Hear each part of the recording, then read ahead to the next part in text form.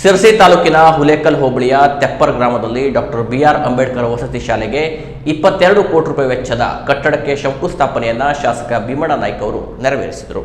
ಕಾರ್ಯಕ್ರಮದ ಅಧ್ಯಕ್ಷತೆ ವಹಿಸಿ ಮಾತನಾಡಿದ ಅವರು, ಗ್ರಾಮೀಣ ಭಾಗದ ವಿದ್ಯಾರ್ಥಿಗಳಿಗೆ ಗುಣಮಟ್ಟದ ಶಿಕ್ಷಣ ಮತ್ತು ವಸತಿ ಸೌಲಭ್ಯ ಕಲ್ಪಿಸುವ ನಿಟ್ಟಿನಲ್ಲಿ ಈ ಯೋಜನೆ ಒಂದು ಮೈಲಿಗಲ್ಲಾಗಲಿದೆ. ಇದರ ಸದುಪಯೋಗವನ್ನು ವಿದ್ಯಾರ್ಥಿಗಳು ಸರಿಯಾಗಿ ಬಳಸಿಕೊಳ್ಳಬೇಕು ಎಂದು ಹೇಳಿದರು. ಅಲ್ಲದೆ ಯಾವುದೇ ಒಂದು ಸರ್ಕಾರಿ ಕಟ್ಟಡ ಅಥವಾ ಅಭಿವೃದ್ಧಿ ಕಾರ್ಯ ನಡೆಯಬೇಕಾದರೆ ಭೂಮಿಯ ಲಭ್ಯತೆ ಅತ್ಯಗತ್ಯ. ತೆಪ್ಪಾರ ಭಾಗದಲ್ಲಿ ವಸತಿ ಶಾಲೆಗೆ ಸೂಕ್ತವಾದ ಜಾಗ ಒದಗಿಸಲು ಸಹಕರಿಸಿದ ಗ್ರಾಮಸ್ಥರ ಔದಾರ್ಯ ದೊಡ್ಡದು. ಶಿಕ್ಷಣದ ಹಿತದೃಷ್ಟಿಯಿಂದ ಜಾಗ ನೀಡಿದ ಇಲ್ಲಿನ ಜನತೆ ಅಭಿನಂದನಾರ್ಹರು ಎಂದು ಪ್ರಶಂಸೆ ವ್ಯಕ್ತಪಡಿಸಿದರು. ಕಳೆದ ಅನೇಕ ವರ್ಷಗಳಿಂದ ಈ ವಸತಿ ಶಾಲೆಯು ಬಾಡಿಗೆ ಕಟ್ಟಡದಲ್ಲಿ ಕಾರ್ಯನಿರ್ವಹಿಸುತ್ತಿತ್ತು.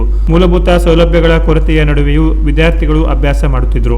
ಆದರೆ ಇಂದು 22 ಕೋಟಿ ರೂಪಾಯಿ ವೆಚ್ಚದ ಭವ್ಯ ಕಟ್ಟಡಕ್ಕೆ ಕಾಲ ಕೂಡಿ ಬಂದಿದೆ. ಇದು ಈ ಭಾಗದ ದಲಿತ ಮತ್ತು ಹಿಂದುಳಿದ ವರ್ಗಗಳ ವಿದ್ಯಾರ್ಥಿಗಳ ಶೈಕ್ಷಣಿಕ ಅಭಿವೃದ್ಧಿಗೆ ದೊಡ್ಡ ಬಲ ನೀಡಲಿದೆ ಎಂದರು.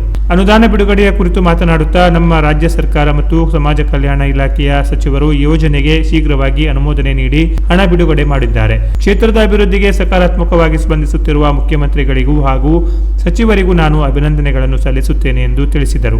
ಶಿಕ್ಷಣವು ಸಮಾಜದ ಪ್ರಬಲ ಆಯುಧ. ಬಾಬಾ ಸಾಹೇಬ್ ಅಂಬೇಡ್ಕರ್ ಅವರ ಹೆಸರಿನಲ್ಲಿ ನಿರ್ಮಾಣವಾಗುತ್ತಿರುವ ಈ ವಸತಿ ಶಾಲೆಯು ಕೇವಲ ಕಟ್ಟಡವಾಗದೆ ನೂರಾರು ಮಕ್ಕಳ ಭವಿಷ್ಯವನ್ನು ರೂಪಿಸುವ ದೇಗುಲವಾಗಲಿ.